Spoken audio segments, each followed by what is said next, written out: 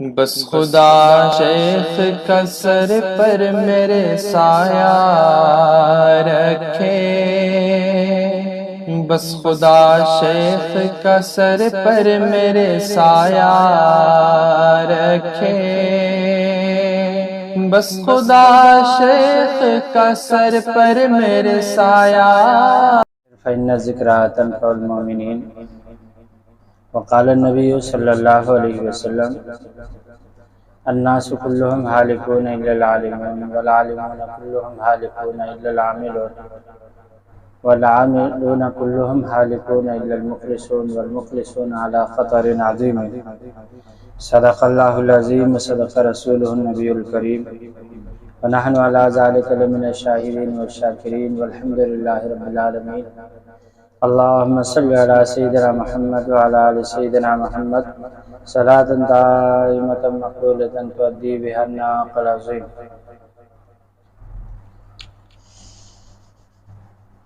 میرے عزیز دوستوں اور بزرگوں، گزشتہ علیر کی مجلس میں بھی اسی حدیث کو پڑھ کر میں نے چند باتیں عرض کی تھی۔ آج کی مجلس میں اسی حدیث کو پڑھا ہے، جو باتیں اس کے متعلق مزید عرض کرنی ہے تو وہ انشاءاللہ میں آج کی مجلس میں عرض کروں گا۔ نبی کریم صلی اللہ علیہ وسلم نے اپنے اس ارشاد میں دنیا اور آخرت کی کامیابی کا ایک ہنر اور ایک گر بتایا ہے۔ آپ صلی اللہ علیہ وسلم فرماتے ہیں سارے کے سارے لوگ ہلاک ہیں سوائے علماء کے، سارے علماء بھی ہلاک ہیں سوائے عمل کرنے والوں کے، سارے عمل کرنے والے بھی ہلاک ہیں سوائے اخلاص والوں کے، اور سارے اخلاص والے بھی بہت بڑے خطرے سے دوچار ہیں۔ آپ صلی اللہ علیہ وسلم کیا بتا رہے ہیں؟ اس میں اصول یہ بتا رہے ہیں کہ دیکھو، اپنے اندر کمال پیدا کرو۔ جو انسان دنیا میں یا آخرت میں کامیاب ہونا چاہتا ہے تو وہ اپنے اندر کے کمال سے کامیاب ہو، اور جو انسان اپنے اندر کمال پیدا نہیں کرے گا تو نہ دنیا میں کامیاب ہو سکتا ہے نہ آخرت سے۔ ایک آدھ مثال میں مختصراً عرض کر دوں۔ دنیا کے اندر ساری خوبصورتیوں کو ہماری آنکھیں دیکھتی ہیں۔ اللہ تبارک و تعالی نے ہمارے اندر دیکھنے کا کمال پیدا کیا ہے۔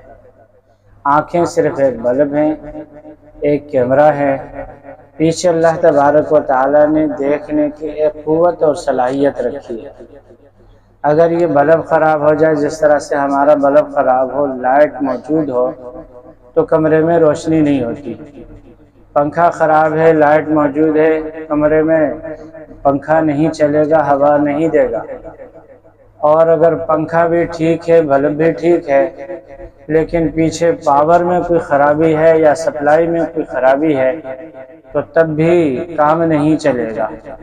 ایسے اللہ تبارک و تعالی نے ایک تو ہمیں کچھ چیزیں دی ہیں ظاہر جو ہمیں بھی دکھتی ہیں، اور کچھ ہمارے اندر پاور رکھا ہے، کمال رکھا ہے، وہاں سے اس چیز کی سپلائی ہوتی ہے۔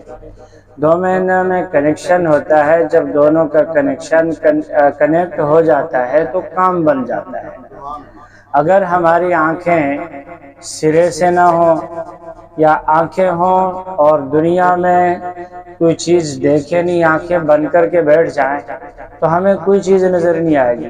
لوگ ہزار دفعہ کہیں کہ بھئی آپ جس پارک میں آئے ہو یہ بڑا خوبصورت ہے، بڑی خوبصورت جگہ آئے ہو، جس مکان میں آئے ہو، جس محل میں آئے ہو یہ بڑی خوبصورت ہے، جس انسان سے آپ ملے ہو وہ انسان بہت زیادہ خوبصورت ہے۔ جب تک ہماری آنکھ کام نہیں کرے گی، دیکھے گی نہیں، تو ہم کہیں گے کہ بابا ہمیں تو خوبصورتی کا کوئی پتہ نہیں چلا۔ کیوں؟ ہم نے اپنے اندر کا کمال بند کر دیا۔ کوئی انسان کو اللہ تبارک و تعالی نے ہر انسان کو سننے کی طاقت دے رکھی ہے۔ کوئی انسان اپنے کان کو بند کر کے بہرا بن کر کے بیٹھ جائے یا وہ سرے سے بہرا ہو، خوبصورت سے خوبصورت بیان ہو، خوبصورت سے خوبصورت تلاوت ہو، خوبصورت سے خوبصورت مجلس ہو، اچھی سے اچھی چیز ہو، لیکن وہ کہے گا مجھے تو پتہ ہی نہیں چلا، کیونکہ اس نے اپنے اندر کو بند کر کے رکھا ہے۔ اسی طرح سے اچھی سے اچھی خوشبو ہے، کسی انسان کے ناک کے سونگھنے کی طاقت ہی نہیں ہے، یا وہ اپنی ناک بند کر کے بیٹھ جائے، اس کو بول دے کتنی اچھی خوشبو تھی اور کتنی اچھی لوبان جلائی تھی اور خوشبو سلگائی تھی، وہ بولے گا میرے کو پتہ ہی نہیں۔ اسی طرح میرے دوستو 1,24,000 پیغمبر آئے، کچھ انسانوں نے اپنے کانوں کو کھولا، اپنے دل کی کھڑکیوں کو کھولا اور اپنی آنکھوں کو کھولا، تو ان کو حق اور سچ میں تمیز نظر آ گئی، اللہ تبارک و تعالیٰ نے ان کو ہدایت دی۔ اور کچھ انسانوں نے پیغمبر کے ہونے کے باوجود اپنے کان کی کھڑکیوں کو بند رکھا، دماغ کی کھڑکیوں کو بند رکھا، بند رکھنے کے بعد جس طرح سے ایک خوشبو والا ناک بند کرے اس کو خوشبو نہیں آتی، ایک خوبصورت جگہ بیٹھنے والا انسان آنکھوں کو بند کرے تو اس کو خوبصورتی نظر نہیں آتی، ایک بہت خوبصورت تلاوت کی مجلس میں بیٹھنے والا کانوں کو بند کر کے اس کو تلاوت کی خوبصورتی سنائی نہیں دیتی۔ اسی طرح سے جن لوگوں نے اپنے مشام کو بند کیا، اپنے احساسات کو بند کیا، پیغمبروں نے آ کر کے ان کو سمجھایا، کہنے لگے ہماری سمجھ میں کچھ نہیں ہے۔ اللہ تبارک و تعالیٰ کی تقسیم کو دیکھیے، نبی کریم صلی اللہ علیہ وسلم مکہ مکرمہ میں مبعوث ہوئے، آپ صلی اللہ علیہ وسلم نے 40 سال کی زندگی گزاری، اس 40 سال کی زندگی میں ہزاروں موقع آتے ہیں، لوگوں نے آزمانے کی کوشش کی، پر آپ نے کبھی وعدہ خلافی نہیں کی، کبھی جھوٹ نہیں بولا۔ 40 سال کی آپ نے پاک دامنی اور عفت کی زندگی گزاری، کسی کی طرف نگاہ اٹھا کے نہیں دیکھا، ہر عورت آپ کی شرافت کی گواہی دے، آپ کی پاک دامنی کی گواہی دے، ہر انسان جس کے ساتھ آپ کا لین دین ہوا، اٹھنا بیٹھنا ہوا، معاشرت آپ نے گزاری، وہ آپ کے صداقت اور آپ کی سچائی کی گواہی دے۔ اس کے باوجود جب نبی کریم صلی اللہ علیہ وسلم جب دعوت کے لیے اٹھتے ہیں تو پہلا جملہ ارشاد فرماتے ہیں، لوگو لقد لبثت فیکم عمرا فکیف وجدتمونی، میں نے تم میں ایک زندگی گزاری ہے، تم نے مجھے کیسا پایا؟ تو کہتے ہیں جربناک مرارا بل وجدناک صدقا، آپ کو بارہا آزمائے پر آپ کو سچا پایا۔ وہی لوگ جو کچھ لمحات پہلے حضور صلی اللہ علیہ وسلم کے پوچھنے پہ کہتے ہیں کہ آپ کو ہم نے سچا پایا، آپ صلی اللہ علیہ وسلم کہتے ہیں اچھا بھائی سنو، اگر میں کہہ دوں اس پہاڑ کے پیچھے کوئی بہت بڑا لشکر اور قافلہ آ رہا ہے، تم پہ حملہ کرنا چاہتا ہے، تم لوگ مانو گے؟ کہتے ہیں ہاں ہم ضرور مانیں گے۔ کیوں؟ اس لیے کہ آج تک آپ نے جھوٹ بولا نہیں، آپ سچ بولیں گے، بظاہر کوئی سبب نظر نہیں آ رہا ہے پھر بھی ہم آپ کو مان جائیں گے۔ آپ صلی اللہ علیہ وسلم فرماتے ہیں کہ ہاں میں تمہیں ڈرا رہا ہوں آنے والے ایک بہت خطرے سے، کلمہ پڑھ لو ورنہ بہت بڑی مصیبت کا شکار ہو جاؤ گے۔ صرف اس جملے کا کہنا تھا کہ حضور پہ سنگ باری شروع ہو جاتی کہ ارے آپ نے یہ کیا بول دیا۔ اللہ، جو انسان مخلوق میں، انسانوں میں رہ کر کے دنیا کے معاملات میں جھوٹ نہ بولے، کیا وہ اللہ پہ جھوٹ بولے؟ مدینہ طیبہ کی زندگی ہے، ایک آدمی حضور صلی اللہ علیہ وسلم کے پاس آیا، کہنے لگا آپ کو میں نے غالباً مجھے یہاں تک یاد پڑتا ہے اونٹ کا ذکر ہے، آپ کو میں نے اونٹ بیچا تھا، آپ نے مجھے پیسے نہیں دیے۔ آپ صلی اللہ علیہ وسلم نے فرمایا کہ بھائی میں نے تمہیں پیسے دے دیے ہیں، تم بھول گئے ہوں گے، یاد کرو فلاں جگہ میں نے تم کو پیسے دے دیے ہیں۔ کہنے لگے نہیں دیے۔ حضور فرمائے دے دیے، وہ کہے نہیں دیے، حضور فرمائے دے دیے، وہ کہے نہیں دیے۔ آخر حضور نے فرمایا ہاں بھائی اس مجمع میں کوئی ہے گواہی دینے والا؟ ایک صحابی کھڑے ہو گئے، یا رسول اللہ میں گواہی دیتا ہوں آپ نے پیسے دے دیے۔ حضور نے فرمایا تم تو اس وقت موجود نہیں تھے، تمہیں کیسے پتا کہ میں نے پیسے دے دیے؟ فرمایا یا رسول اللہ آپ آسمان کی باتیں ہمیں بتاتے ہیں، بن گواہ کے ہم مانتے ہیں، جو آخرت کا معاملہ خدا کے معاملہ ہے، اور ان باتوں کو جب ہم مانتے ہیں تو دنیا کی معمولی سی ان چیزوں کے بارے میں وہاں جھوٹ نہیں بولتے، تو یہاں کیا آپ جھوٹ بولیں گے؟ آپ نے فرما دیا دے دیے ہیں تو دے دیے ہیں، آپ کی زبان سے کبھی جھوٹ نہیں نکل سکتا۔ تو دوستو انسان اپنے اندر کمال پیدا کرے۔ دنیا کے اندر جو کچھ اس وقت ہمیں چیز نظر آتی ہے تو اپنے کمال کی وجہ سے۔ ذرا سا آپ سوچیں، ساری دنیا دیکھنے والی ہو، ہم اپنی آنکھوں کو بند کریں یا ہماری آنکھیں دیکھنا چھوڑ دیں تو دنیا کے دیکھنے والوں سے ہمیں کوئی فائدہ ہوگا؟ ساری دنیا بولنے لگ جائے، اچھی اچھی بولیاں کرے، بولے، تقریریں کرے، بیانات کریں، تلاوتیں کریں، نعتیں پڑھیں، ہم اپنے زبان کو بند کر دیں تو ان کے بولنے سے ہمیں کوئی فائدہ ہوگا؟ ساری دنیا اچھی اچھی چیزیں سنیں، ہم اپنے کانوں کو بند کریں تو ہمیں کوئی فائدہ نہیں۔ دنیا کے اندر اس وقت جو کچھ ہو رہا ہے، انسان ترقی کر رہے ہیں یا پیسہ کما رہے ہیں یا عزت کما رہے ہیں تو ان کے پیچھے ان کے اندر کا کمال۔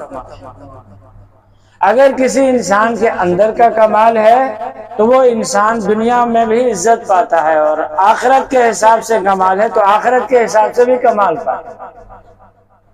ایک چھوٹی سی بات عرض کر دوں، ہم میں سے ہر مسلمان حضرت ابو ہریرہ رضی اللہ تعالیٰ عنہ سے محبت کرتا ہے یا نہیں کرتا ہے؟ حضرت بلال سے محبت کرتا ہے یا نہیں کرتا ہے؟ حضرت صدیق اکبر، خلفائے راشدین، سارے صحابہ حضور صلی اللہ علیہ وسلم سے محبت کرتا ہے یا نہیں کرتا؟ کیوں کرتا ہے؟ اس لیے کہ ان کے اندر کا کمال۔ کمال انسان کے اندر ہو تو مٹی کے اوپر ہوگا تب بھی دنیا اس کی قدر کرے گی، مٹی کے نیچے چلا جائے گا دنیا تب بھی قدر کرے گی، بلکہ اصل جو عزت افزائی ہوتی ہے تو وہ مرنے کے بعد شروع ہوتی ہے۔ شریعت کے جتنے احکامات ہیں، تمام احکامات اپنے اندر کمال پیدا کرنے کے لیے۔ یہ جو تصوف کی طرف سے صدا لگائی جاتی ہے کہ بھئی اللہ اللہ کر لو، کیوں کر لو؟ سارے کمالات کا مجموعہ اور بنیاد اللہ کی ذات۔ سارے کمالات دنیا میں پیدا کرنے والے اللہ ہے، سارے کمالات دینے والی ذات اللہ کی ہے، اور جب جس وقت چاہے ساری دنیا سے کمالات کو ختم کرنا چاہے تو اللہ ختم کرتے ہیں۔ تو سارے کمالات کی بنیاد اللہ ہے۔ اس وقت دنیا کے اندر جتنے کمالات نظر آ رہے ہیں ان سب کے پیچھے اللہ کی ذات۔ الحمدللہ رب العالمین نحو کے حساب سے جب ہم اس کا ترجمہ کرتے ہیں تو کہتے ہیں الحمدو کے حمد کے اوپر الف لام جو ہے یہ الف لام استغراقی ہے۔ اس کا معنی ہے تمام تعریفیں کرنے والوں کی ایک اللہ کے لیے ہے۔ سارے کمالات کی بنیاد ایک اللہ ہے۔ تو یہ جو صدا لگائی جاتی ہے کہ بھائی ذکر کر لیا کرو، اللہ کے ساتھ تعلق کو جوڑ لیا کرو، اور کہتے ہیں دل سے اللہ کو یاد کرو۔ پچھلی مجلس میں بھی میں نے عرض کیا تھا کہ ہندوستان میں لوگ اپنی بچیوں کی شادیوں پر ان کو مکھیاں دیتے تھے۔ کوئی بندہ ایک دیتا اپنی طاقت کے مطابق، کوئی 2 مکھی دیتا، شہد کی مکھیاں، کوئی 3 دے دیتا، کوئی 8-10 دے دیتا۔ جو انسان جتنی زیادہ مکھیاں دیتا تھا تو اس انسان کی بہت زیادہ تعریف اور واہ واہ ہوتی کہ ہاں بھائی اپنی بچی کو تو اس نے سیٹ بنا کے رخصت کر دیا۔ وہ مکھیاں دراصل عام مکھیاں نہیں ہوتی تھی، وہ ملکائیں ہوتی تھی۔ ان کا طریقہ کار یہ ہوتا ہے، مکھیوں میں ایک ملکہ ہوتی ہے، کہیں پر شہد یا کہیں پر گڑ یا کوئی میٹھی چیز لگا کر کے اس مکھی کو وہاں پہ بٹھا دیتے۔ جب وہ ایک ملکہ وہاں پر بیٹھ جاتی ہے تو خدا کا ایک ان میں سگنل کا سسٹم ہے، وہ ادھر ادھر سگنل بھیج دیتی ہے، جہاں پر بھی مکھیاں ہوتی ہیں تو ہزاروں مکھیاں آ کر کے اس کے ساتھ اکٹھی ہوتی ہیں۔ تو کسی نے اگر ایک مکھی دی تو اپنی بیٹی کو ایک چھتا دیا، 2 دیے تو 2 چھتے، 7 دیے تو 7۔ اب ایک چھتے میں مکھیاں کتنا شہد بنا لے، ہر انسان کا اپنا نصیب ہے۔ تو وہ اپنی بیٹیوں کو اس طرح سے جہیز دیتے تھے تاکہ ہماری بیٹی کا گزر بسر اچھا ہو جائے۔ اللہ والے کہتے ہیں کہ دیکھو اللہ نے ہر انسان کو دیا ہے ایک دل، اس دل میں اللہ کو بسا لو۔ جب دل میں اللہ بس جائے گا، آنکھ اس دل کے پیچھے، جہاں دل جائے گا وہاں پر آنکھ جائے گی، جہاں پہ دل جائے گا وہ زبان جائے گی، جہاں پہ دل جائے گا وہاں پہ کان جائیں گے، جہاں پہ دل جائے گا وہاں پہ ہاتھ جائیں گے، جہاں پہ دل جائے گا وہاں پہ۔ تو یہ دل پورے جسم کا، جس طرح مکھیوں کا ملکہ ہے، اسی طرح سے ہمارے پورے جسم کا یہ بادشاہ اور ملکہ۔ اس دل کو اللہ کے حوالے کر دو، پوری کی پوری باڈی خود اللہ کے حوالے ہو جائے۔ ریل گاڑی کو آپ نے دیکھا ہوگا کہ ریل گاڑی کا انجن جس رخ پہ چلتا ہے، 20-30 بوگیاں ساری اسی رخ پہ چل دیتے ہیں، صرف انجن کے رخ کو بدل دیتے ہیں، انجن کے رخ کے بدل دینے کے بعد ساری کی ساری ریل وہیں پہ چلی جاتی ہے۔ اسی طرح سے ہمارے پورے کا پورا جو باڈی کا سسٹم ہے یہ دل کے تابع ہے۔ دل کے رخ کو جس طرف آپ موڑ دیں گے، اللہ تبارک و تعالی ساری باڈی کو اسی کی طرف موڑ دیں گے۔ یہی وجہ ہے نبی کریم صلی اللہ علیہ وسلم فرماتے ہیں کہ اللہ کے حوالے سے، کہ اللہ فرماتے ہیں کہ جب میرا بندہ میرا مقرب بن جاتا ہے عبادت کے ذریعے سے، عبادت کے ذریعے سے، تو پھر میں اس کی زبان بن جاتا ہوں جس سے وہ بولتا ہے، اس کے کان بن جاتا ہوں جس سے وہ سنتا ہے، آنکھ بن جاتا ہوں جس سے وہ دیکھتا ہے، ہاتھ بن جاتا ہوں جس سے پکڑتا ہے، پیر بن جاتا ہوں جس سے وہ دیکھتا ہے۔ پھر انسان کو دیکھنے کے لیے ظاہری آنکھ کی ضرورت نہیں، پکڑنے کے لیے ظاہری ہاتھ کی ضرورت نہیں، چلنے کے لیے ظاہری پیروں کی ضرورت نہیں۔ یہ جو آپ سنتے ہیں فلاں اللہ والے تھے، وہ ظہر کی نماز مسجد حرام میں پڑھتے تھے، عصر کی نماز مسجد نبوی میں پڑھتے تھے، مغرب کی نماز بیت المقدس میں پڑھتے تھے۔ اس کے پیچھے کیا تھا؟ اللہ کی اطاعت، رسول کی اتباع۔ اللہ کی عبادت اتنی زیادہ کی کہ اللہ تبارک و تعالیٰ نے دنیا کا محتاج تو بننا چھوڑیے، اس کو اپنے جسم کا بھی محتاج بنانا ختم کر دیا۔ اس کے لیے زمین کی مسافتیں کھینچ لی، سمیٹ لی، اس کے لیے ظاہری پردوں کو ہٹا دیا۔ وہ کیا بات ہے کہ مرتے دم انسان اتنا مقرب بن جاتا ہے، قبر میں پہنچتے ہی اللہ تبارک و تعالیٰ کی طرف سے سوال ہوتا ہے، ما تقول فی ھذا الرجل، حضور صلی اللہ علیہ وسلم کے بارے میں تم کیا کہتے ہو؟ حضور اور اس کے بیچ میں سے پردے کو ہٹا دیتے اللہ کے لیے۔ اگر انسان اللہ کی رضا کے لیے دنیا میں اعمال کر لے، عبادت کر لے، اللہ کو یاد کر لے، اللہ کے لیے اللہ کو یاد کر لے، اللہ تبارک و تعالی زمانے کی قید سے، مکان کی قید سے اس کو آزاد کر دیتے ہیں، اور اس کو آخرت کے مناظر ایسے دکھتے ہیں جس طرح سے اسحاق سے دکھتے ہیں۔ حضرت احمد علی لاہوری رحمہ اللہ کے متعلق ہمارے استاد محمد امین صفدر رکاڑوی رحمہ اللہ نے سنایا، فرماتے تھے کہ ہم ملتان میں اسکول میں ماسٹر تھے، تو خدام الدین ان کا ایک رسالہ چھپتا تھا، اس رسالے میں ایک مضمون پڑھا اسی حدیث کا کہ جب کوئی انسان اللہ والا بن جاتا ہے تو اللہ تبارک و تعالی اسے آنکھ کان زبان کے احتیاج سے نکال دیتے ہیں، وہ بن آنکھ کے دیکھتا ہے، بن کان کے سنتا ہے، اور بن زبان کے بولتا ہے۔ تو کہا کہ میں نے دوسرے ساتھیوں سے کہا کہ بھائی چلو آزماتے ہیں، حرام روپے لے آؤ، 5 روپے اس زمانے میں کسی نے دیے، کہا کہ یہ حرام ہے، اور سب نے چندہ کر کے 5 روپے اور ملا لیے، کل 10 روپے ہوئے۔ 10 روپے کے انہوں نے پھل خریدے، حرام پیسوں کے پھل الگ سے خریدے، حلال کے الگ سے خریدے۔ مثلا سیب خریدے سب کے، حرام پیسوں کے الگ، حلال پیسوں کے الگ۔ پر حرام پیسوں کے جو سیب خریدے تھے ان میں سے ہر ایک سیب کے اوپر کوئی نشان لگا دیا کہ ان کو معلوم تھا، باقی کسی کو پتا ہے۔ کہا کہ چلو لاہور چلتے ہیں، ملتان سے لاہور کی ٹرین پکڑ لی کہ فجر کی نماز حضرت کے پیچھے پڑھتے۔ گئے وہاں جا کر کے فجر کی نماز ان کے پیچھے پڑھی، اور نماز کے بعد حضرت مصلی پہ بیٹھے ہوئے تھے تو جا کر کے ملے، دعا سلام کی، پوچھا کہاں سے آئے ہو؟ کہنے لگے حضرت ملتان سے۔ کیوں آئے ہو؟ آپ سے ملاقات کرنے کے لیے۔ تو مسکرا دیے، کہنے لگے ملاقات کے لیے آئے ہو یا امتحان لینے کے لیے؟ پھر فرمایا لاؤ جو لے کے آئے ہو۔ انہوں نے وہ پھل آگے کر دیے، تو کیا کیا؟ انہوں نے چن چن کے جو حلال پیسوں کے تھے ان کو الگ رکھا، حرام پیسوں کے تھے ان کو الگ رکھا۔ حلال پیسوں والے پھل اپنی طرف سمیٹ لیے، کہا یہ ہمارے کام کے ہیں، یہ ہمارے کام کے نہیں، حرام کے الگ۔ تو بات یہ ہے کہ دوستو، یہ کمال انسان کے اندر پیدا ہوتا ہے جب اندر کچھ کم ہو، اندر کچھ کمال ہوگا تو تب یہ چیزیں پیدا ہوتی ہیں۔ اندر کمال نہیں، باہر کے کمال کا کوئی فائدہ ہے۔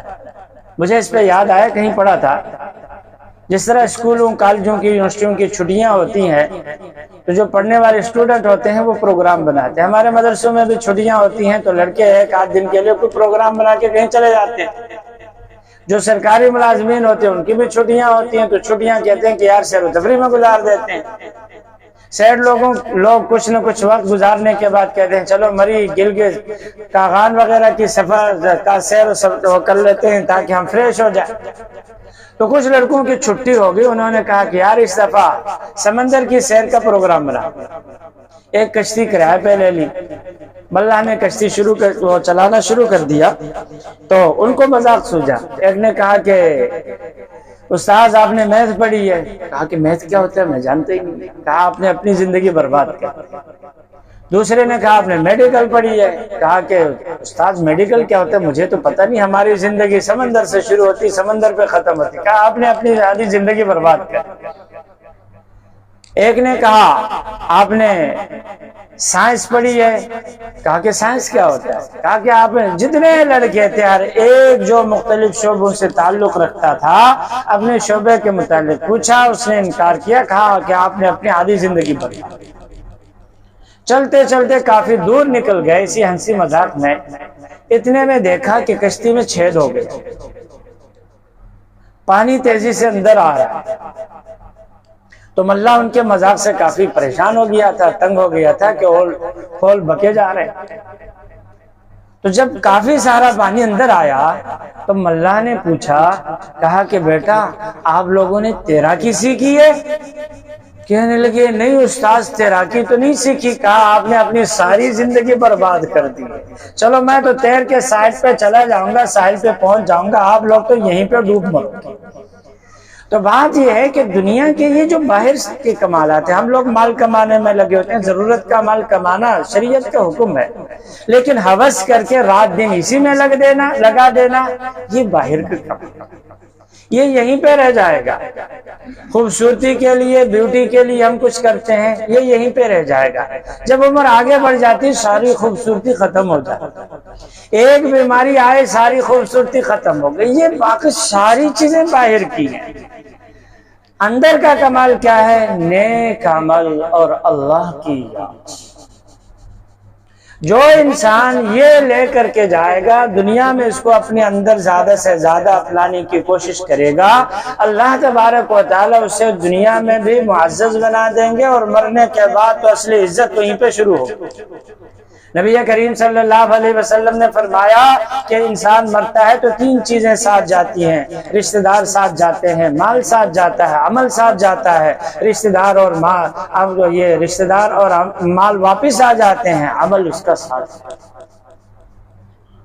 یہ جو ہم عمل کرتے ہیں، اللہ کو یاد کرتے ہیں، کچھ دیر کے لیے بیٹھ جاتے ہیں، یہ ہمارے ساتھ آخر تک چلے گا، جب تک جنت نہیں پہنچائے گا ساتھ نہیں چھوڑے گا۔